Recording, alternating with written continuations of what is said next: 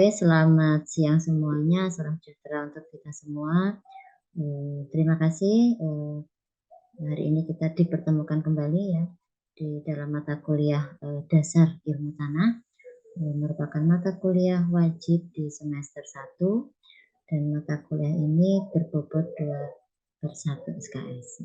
Sebelumnya perkenalkan, saya Octavia Herawati sebagai dosen pengampu dalam mata kuliah dasar ilmu tanah. Selanjutnya nanti saya akan menjelaskan tentang rancangan pembelajaran semester dalam 1 semester ke depan, dan setelah itu kita akan mengikuti pemaparan materi.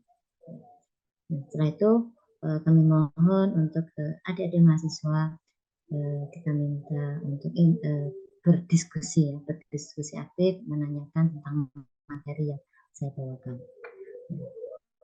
Pertama, izinkan saya untuk share screen.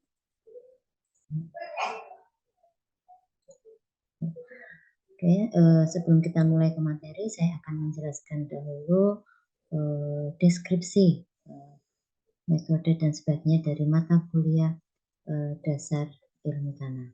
Ya.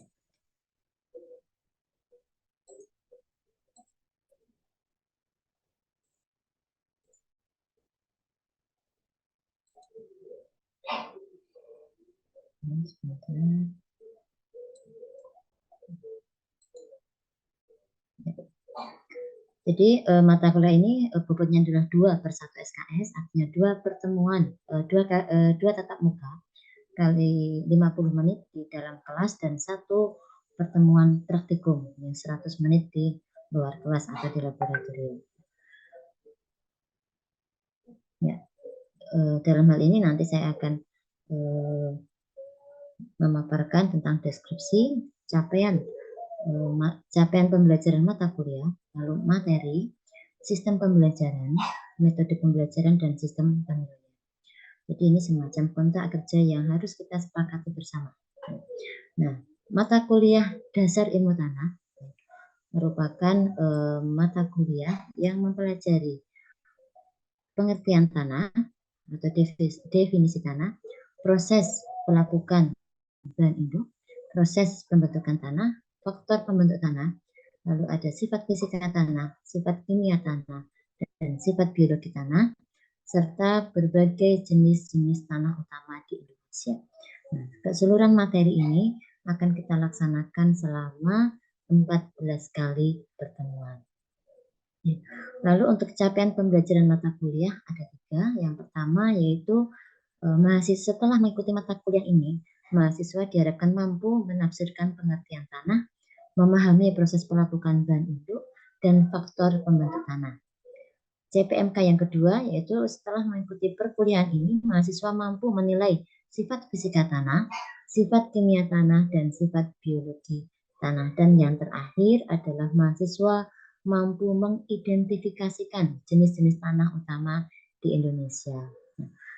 3 CPMK ini akan mendukung 2 CPL program studi yaitu CPL 4 dan CPL 5.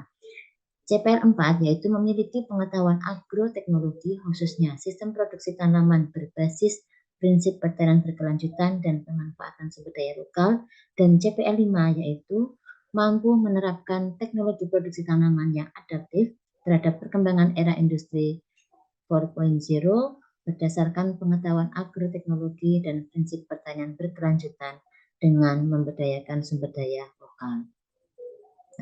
Lalu untuk materinya, cakupannya yang pertama adalah definisi tanah, yang kedua proses pelapukan bahan induk, yang ketiga proses pembentukan tanah, yang keempat faktor pembentuk tanah, yang kelima sifat fisika tanah yang terdiri dari tekstur tanah, struktur tanah, warna tanah, lalu ada konsistensi dan yang lain sebagainya. Lalu sifat kimia tanah ada pH, kapasitas tukar kation, kejenuhan basa, dan C organik. Lalu ada sifat biologi tanah yaitu biota yang ada di dalam tanah. Dan yang kedelapan adalah jenis-jenis tanah utama di Indonesia. Kita akan mengenal 10 jenis tanah yang ada di Indonesia. Sedangkan metode pembelajarannya yang akan kita gunakan selama mengikuti perkuliahan ada diskusi dan tanya jawab, ada pembelajaran kooperatif, lalu ada team based project, yang keempat adalah case method, dan yang kelima adalah pembelajaran kolaboratif. Seluruh metode pembelajaran ini akan kita gunakan secara random dalam setiap pertemuan. Untuk sistem penilaiannya, ya, saya menggunakan 6 sistem penilaian. Yang pertama adalah case method atau aktivitas partisipatif. Persentasenya adalah 25% dari keseluruhan total nilai. Lalu team based project 25%, tugas 20%, kuis 10%, UTS 10%, dan UAS 10%. Oke. Lalu untuk referensi dan sebagainya bisa kita lihat di dalam RPS. RPS. Ya. Yang pertama adalah jurnal hasil penelitian kami yang berjudul Perkembangan Tanah dari Bahan Induk Vulkanik di Desa Cileles, Kecamatan Jatinangor, yang dipublikasikan di Jurnal Tanah dan Air. Lalu juga hasil penelitian kami di lahan pasir pantai dengan judul Pengaruh Aplikasi Mikorrhiza dan Bahan Pembenah Terhadap Sifat Kimia dan Serapan Fosfor di Tanah Pasir.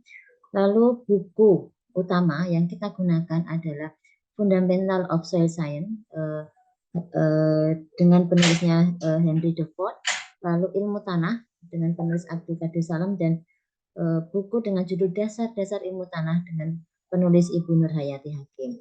Selebihnya sumber belajar atau daftar referensi bisa secara mandiri dicari atau dicari di Google Scholar. Ya. Lalu ini adalah detail materi per pertemuan. Nah, setelah itu ini adalah rubrik penilaian untuk ujian tengah semester, di mana saya menentukan atau memberikan nilai 85 sampai 100 jika mahasiswa mampu atau tingkat ketepatan jawabannya itu 85 sampai 100%. Lalu nilai rentang 75 sampai 84 jika tingkat ketepatan jawabannya adalah 75 sampai 84%, begitu seterusnya. Lalu penilaian kejujuran juga digunakan, yaitu jika terdapat frekuensi kecurangan 0 kali, ya, tidak pernah curang, maka nilai berkisar di antara 85 sampai 100. Lalu frekuensi kecurangan 1 kali dibuktikan dengan berita acara, nilai rentang 75 sampai 84. Lalu frekuensi kecurangan 2 kali 61 sampai 74, dan frekuensi kecurangan lebih dari 2 kali, maka nilainya adalah rentang 0 sampai 60. Perhitungan nilainya adalah 70% dikalikan nilai 1, nilai kognitif, ditambah 30% dikalikan nilai 2 atau nilai afektif, kejujuran dalam menjawab soal. Lalu untuk penilaian ujian akhir semester juga menggunakan rubrik yang sama. Untuk penilaian rubrik penilaian tugas juga menggunakan sistem yang sama. Lalu penilaian kuis juga sama dengan, lalu keseluruhan tadi diakumulasi, ya, dihitung sampai diperoleh nilai akhir atau NA yang dikonversikan dengan nilai sesuai dengan peraturan rektor. Lalu untuk rubrik penilaian praktikum ada beberapa aspek, 5 aspek penilaian. Yang pertama adalah nilai pretest, ya, kelengkapan data yang diperoleh, laporan praktikum, nilai post test, dan kedisiplinan dalam pengumpulan laporan praktikum. Seperti itu.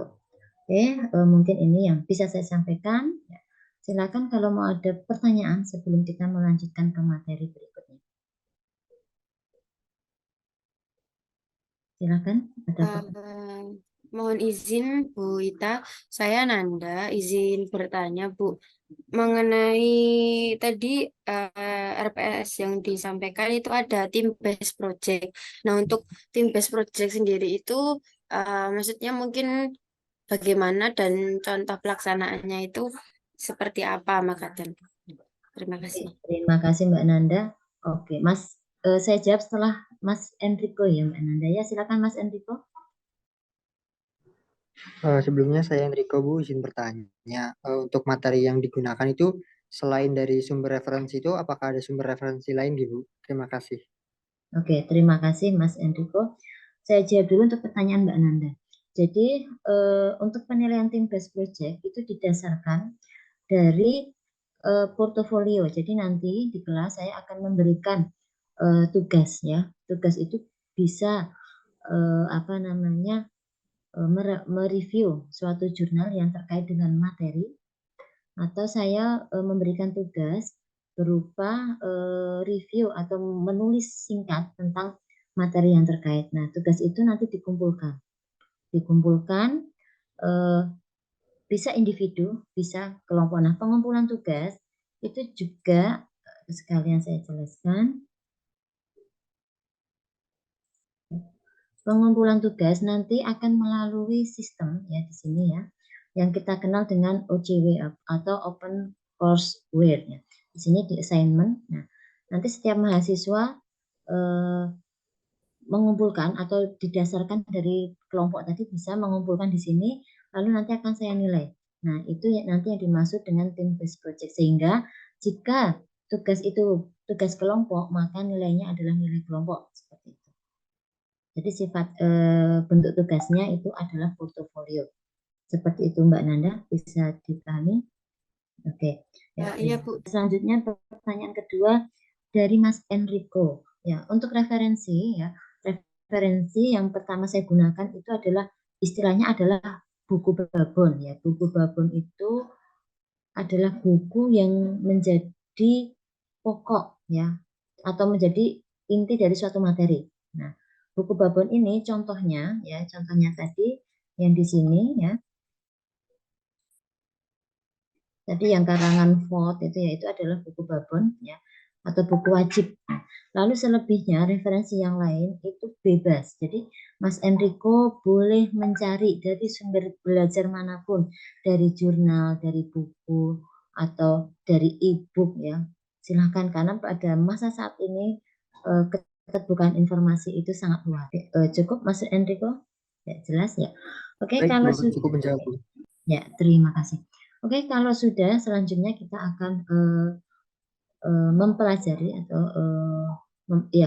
belajar bersama tentang horizon tanah. Ya, silakan dicermati, didengarkan. Setelah itu kita akan melakukan diskusi bersama-sama. Oke, silakan dicermati.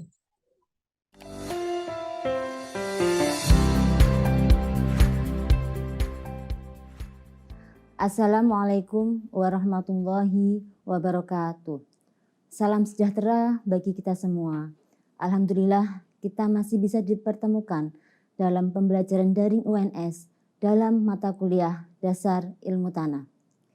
Mata kuliah ini merupakan mata kuliah wajib pada Fakultas Pertanian yang dipilih pada semester 1 atau semester gasal.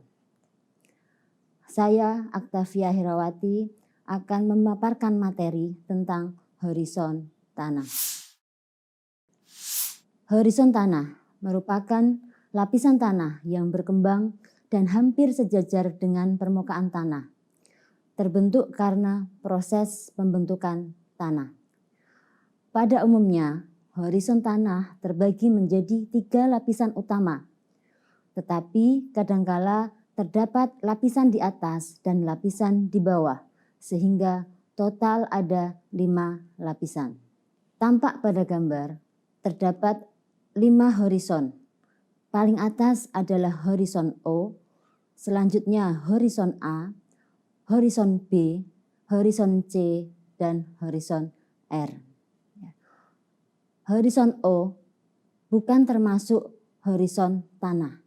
Horizon A adalah topsoil atau lapisan teratas atau lapisan paling atas dalam suatu tanah. Horizon B disebut juga sebagai subsoil dan horizon C disebut sebagai parent material.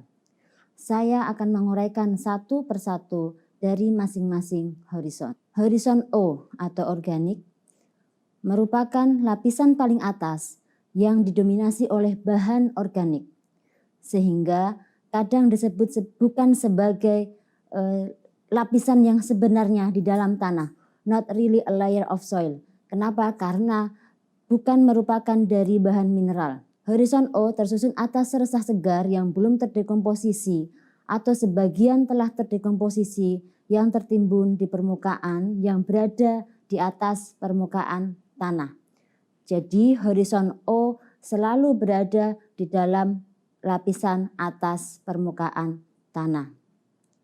Kadangkala horizon O berada di bawah karena ada proses penimbunan. Selanjutnya, horizon A atau topsoil merupakan lapisan pertama terbentuk pada permukaan tanah atau di bawah suatu horizon O. Merupakan campuran bahan organik dan sedimen, sehingga horizon A ini memiliki warna paling hitam dibandingkan dengan horizon lainnya.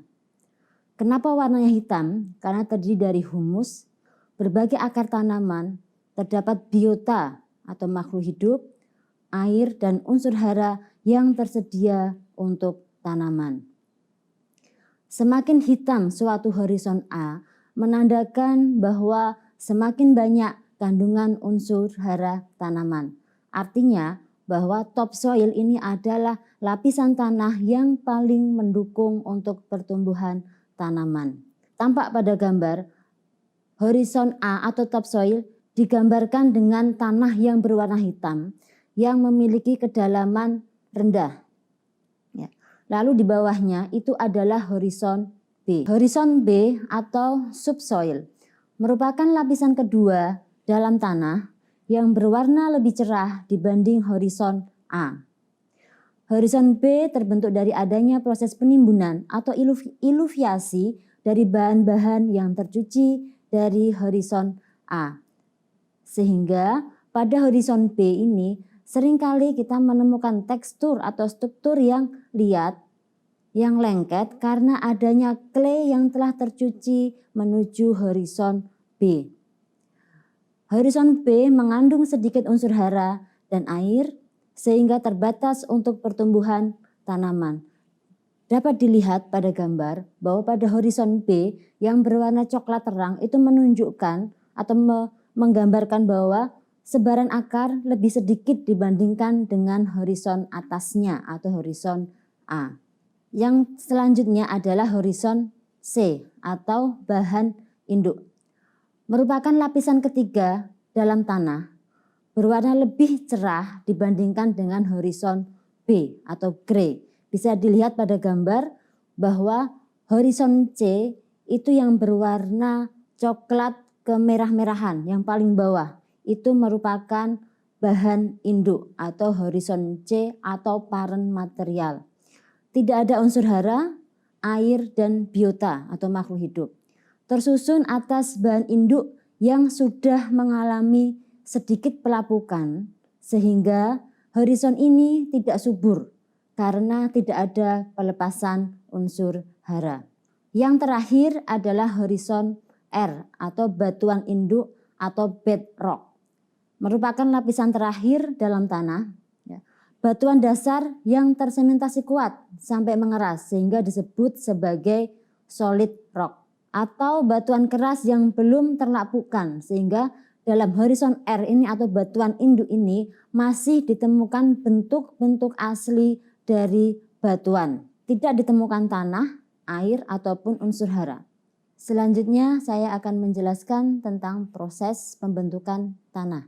Proses pembentukan tanah atau proses pembentukan horizon-horizon di dalam tanah dimulai dari batuan induk. Batuan induk mengalami pelapukan menjadi bahan induk.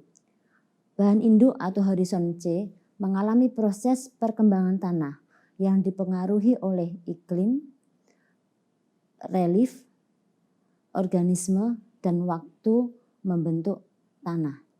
Sehingga proses pembentukan tanah itu dipengaruhi oleh 5 faktor. Yang pertama, batuan induk, iklim, relief atau topografi, organisme, dan waktu. Selanjutnya adalah proses perkembangan tanah atau proses pembentukan horizon-horizon di dalam tanah. Ya, yang pertama yang perlu kita ketahui adalah 5 faktor pembentuk tanah. P, parent material, C, climate, R, relief, O, organism, dan T, time atau waktu. Nah, lalu apa hubungannya kelima faktor ini dengan proses pembentukan tanah atau horizon tanah? Tampak pada gambar ada horizon O, A, B, C, dan R. Proses pembentukan tanah dimulai dari parent material atau horizon R atau bedrock. Nah, bedrock ini merupakan asal muasal atau bahan utama dalam pembentukan tanah.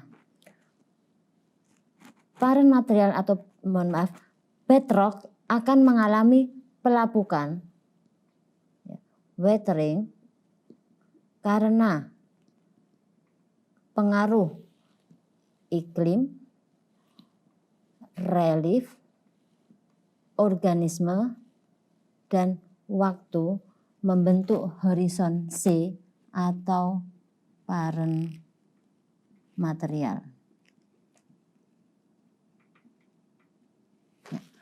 Selanjutnya, parent material akan berkembang karena faktor ini, keempat faktor, jadi yang berpengaruh adalah 4 faktor ini, membentuk lapisan di atasnya.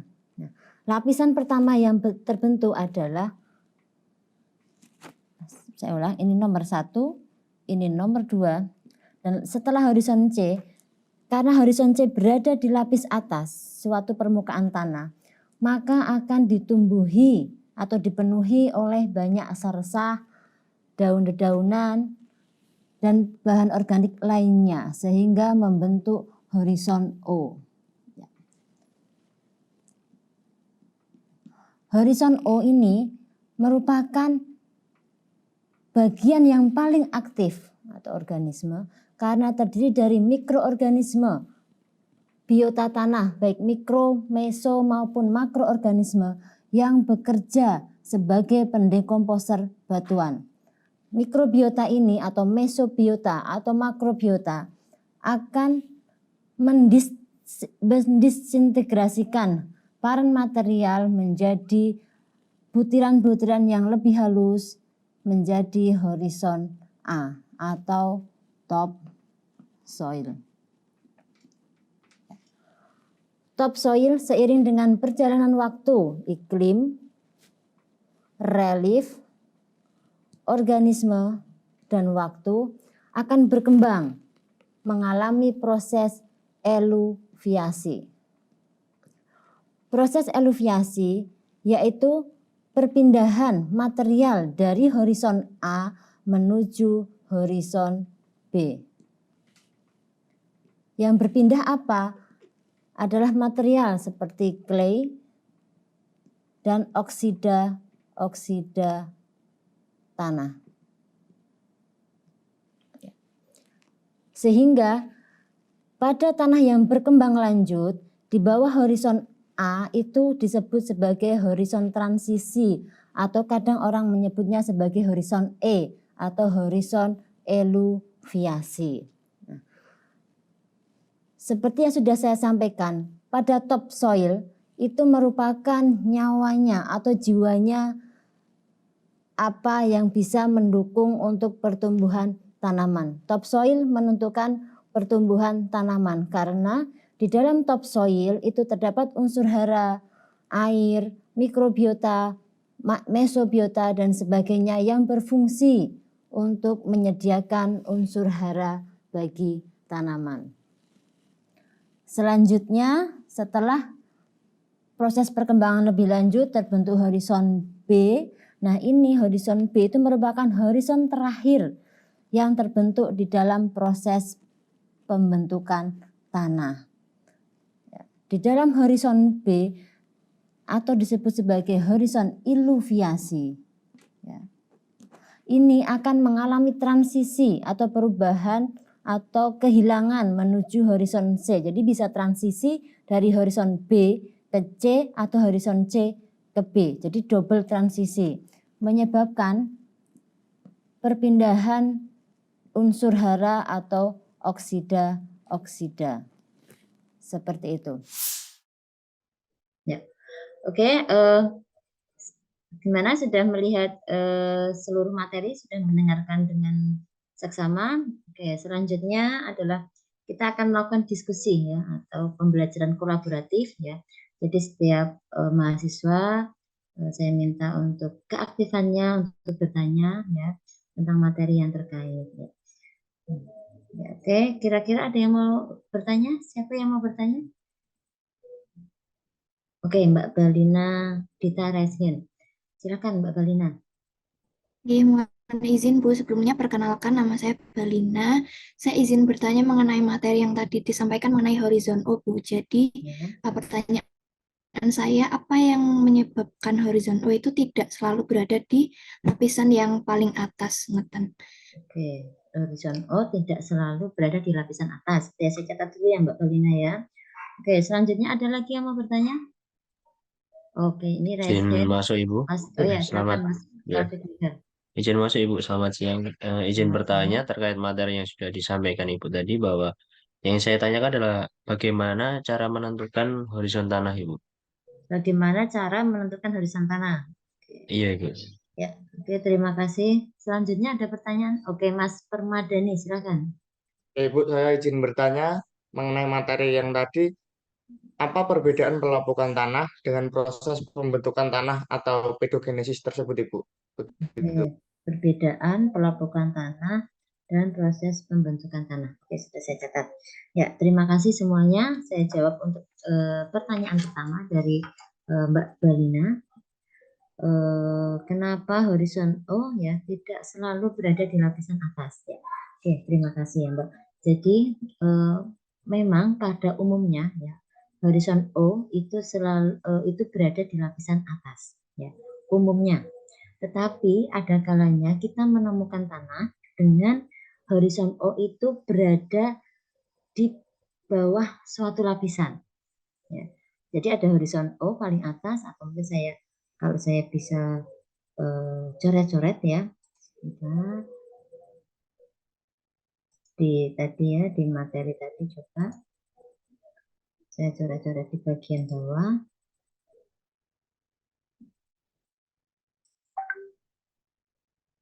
Sebentar. Ya, sini ya. Jadi misalnya ini lapisan, ya, lapisan tanah horizon O, tipis. Lalu paling atas ya, ini tanaman akar. Ya. Lalu ini ada lapisan lagi. Ya, warnanya kita bedakan dulu. Di sini ada horizon O lagi, ya, yang dicirikan dengan warna gelap, ya, dan lapisannya tipis. Oke. Ini juga tadi horizon O ya. Lalu di sini juga ada lapisan lagi. Ini saya mengatakan lapisan dulu ya.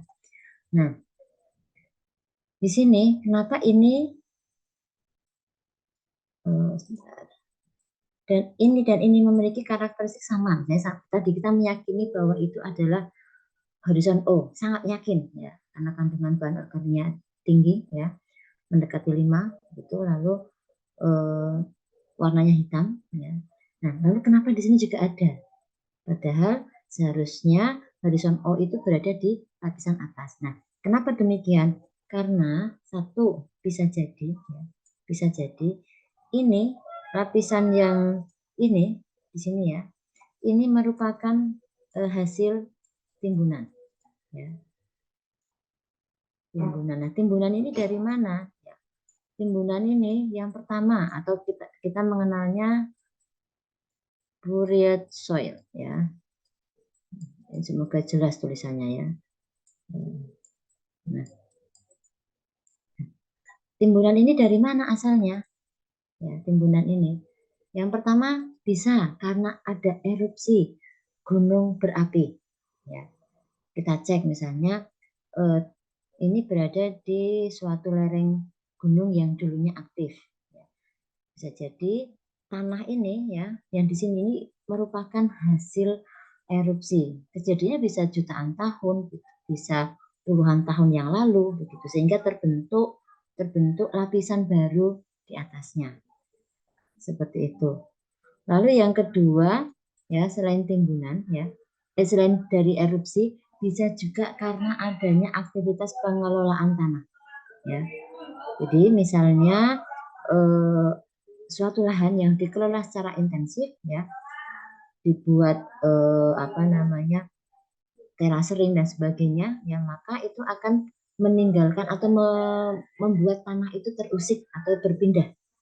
Nah, perpindahan tanah yang dia awalnya di horizon O ini horizon O yang asli yang pertama, ya, itu akan tertimbun dengan material baru, ya, yang berasal dari aktivitas pengolahan. Nah, lalu dalam waktu yang lama, ya, maka terjadi proses pedogenesis, ya, terdapat akumulasi bahan organik sehingga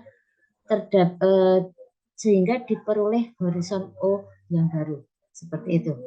Jadi bisa jadi, ya, ada atau ditemukan dua lapisan horizon O, ya, dalam suatu tanah, ya. Umumnya terjadi karena proses timbunan. Nah, timbunan ini bisa dari gunung, aktivitas gunung berapi, ya. Lalu ada aktivitas pengelolaan yang intensif dan seterusnya, seperti itu. Bisa dipahami, Mbak Belina? Sakit, Ibu, bisa dipahami dengan jelas. Terima kasih, Bu. Ya, sama-sama. Ini saya clear, ya. Oke. Lalu untuk pertanyaan yang kedua dari Mas Taufik juga. Bagaimanakah cara menentukan horizon tanah? Begitu ya, Mas Yoga, ya. Ya, jadi penentuan horizon tanah, ini saya gambarkan lagi. Ya, misalnya ini ada lapisan. Ya. Jadi sebelum menentukan horizonnya, kita mengenal horizon O, A, B,